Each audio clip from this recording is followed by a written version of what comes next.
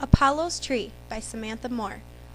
The Greek Myth as Retold by Mary Pope Osborne, from her book, Favorite Greek Myths. One day when Apollo, the god of light and truth, was a young man, he came upon Cupid, the god of love, playing with one of his bows. "What are you doing with my bow?" Apollo asked angrily. "Don't try to steal my glory, Cupid. I've slain a great serpent with that weapon. Play with your own little bow and arrows." "Your arrows may slay serpents, Apollo," said the god of love, "but my arrows can do worse harm. Even you could be wounded by them." With that ominous threat, Cupid flew into the sky and landed on top of a high mountain. Then he pulled 2 arrows from his quiver. One had a blunt tip filled with lead. Whomever was hit with this arrow would run from anyone professing love. The second arrow was a sharp tip and made of gold. Whomever was hit with this arrow would instantly fall in love. Cupid aimed his first arrow at Daphne, a beautiful nymph, hunting deep in the woods. Daphne was a follower of Diana, Apollo's twin sister and the goddess of wild things. Like Diana, Daphne loved her freedom. As she roamed in the woods and fields, with her hair in wild disarray and her limbs bare to the sun and rain. Cupid pulled the bowstring back and shot the blunt-tipped arrow at Daphne. When the arrow flew through the air, it became invisible. And when it pierced Daphne's heart, she felt a sharp pain, but knew not why. Holding her hands over her wound, Daphne rushed to the river god, her father. "Father," she shouted, "you must make me a promise." "What is it?" called the god, who stood in the river, surrounded by water nymphs. "Promise I will never have to get married," Daphne cried. But the river god, confused by his daughter's frantic request, called back, "But I wish to have grandchildren." "No, father, no. I never want to get married. Please let me always be as free as Diana."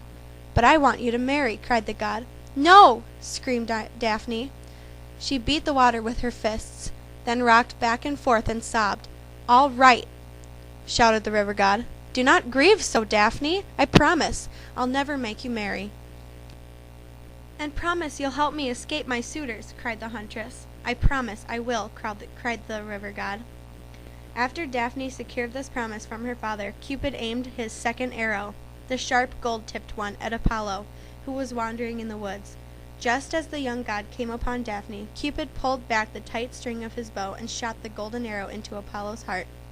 The god instantly fell in love with Daphne. Even though the huntress's hair was wild and she wore only rough animal skins, Apollo thought that she was the most beautiful woman he'd ever seen.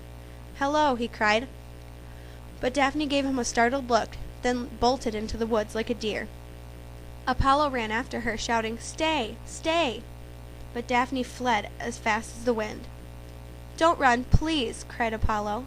"You flee like a dove flees an eagle, but I am not your enemy. Don't run from me." Daphne continued to run. "Stop!" Apollo cried. Daphne did not slow down. "Do you know who I am?" said the god. "I am not a farm boy or a shepherd. I am Lord of Delphi, son of Jupiter. I've slain a great serpent with my arrow, but alas, I fear Cupid's weapons have wounded me worse." Daphne continued to run, her bare limbs lit by the sun and her soft hair wild in the wind. Apollo grew tired of begging her to stop, so he began to pick up speed. On the wings of love, running more swiftly than he'd ever run before, the god of light and truth gave the girl no rest, until soon he was close upon her. Her strength gone, Daphne could feel Apollo's breath on her hair. "Help me, father," she cried to the river god. "Help me!" No sooner had she spoken these words than her arms and legs grew heavy and turned to wood. Then her hair became leaves, and her feet became roots, growing deep into the ground. She had become a laurel tree, and nothing was left of her but her exquisite loveliness. Apollo embraced the tree's branches as if they were Daphne's arms. He kissed her wooden flesh. Then he pressed his hands against the tree's trunk and wept. "I feel your heart beating beneath this bark," Apollo said, tears running down his face.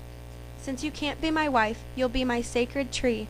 I'll use your wood for my harp and for my arrows. I'll weave your branches into a wreath for my head. Heroes and scholars will be crowned with your leaves. You'll always be young and green, my first love, Daphne." Now, let's look at some of the literary elements of the myth. We will discuss the elements of the plot, characterization, and language. First, let's discuss the elements of the plot. This is the shape of a typical plot line. It is made up of three major parts. The first is the rising action. The rising action is the series of events leading up to the high part of the story, which is called the climax. The climax is the point of highest tension and is often the turning point of the story. The last part is the falling action, which deals with the effects of the climax and the impact it has on the characters. Let's relate these ideas to the plot of Apollo's Tree. A few events in the rising action are: Apollo and Cupid argue, Daphne's father promises to protect her from suitors, and Apollo falls in love with Daphne. The climax is when Daphne turns into a laurel tree. In the falling action, Apollo promises to use the tree for building arrows and that heroes and scholars will wear laurel wreaths. Let's talk about characterization. There are two basic roles in every fictional story. The first is the protagonist. This usually is the main character of the story. The second is the antagonist, who opposes the protagonist and usually starts conflict. In Apollo's Tree, our protagonist is Apollo. Our antagonist, who is looking for trouble, is Cupid. Now we'll discuss the language of Apollo's Tree. We'll focus on one element of language, which is called a simile. A simile is a figure of speech which compares two unlike things using the words like or as. Can you remember an example of a simile from the myth? Here's one.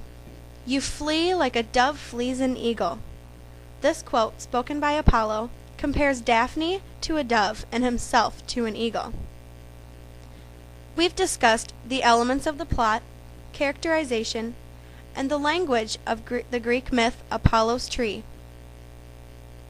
I hope you learned a lot and enjoyed Apollo's Tree.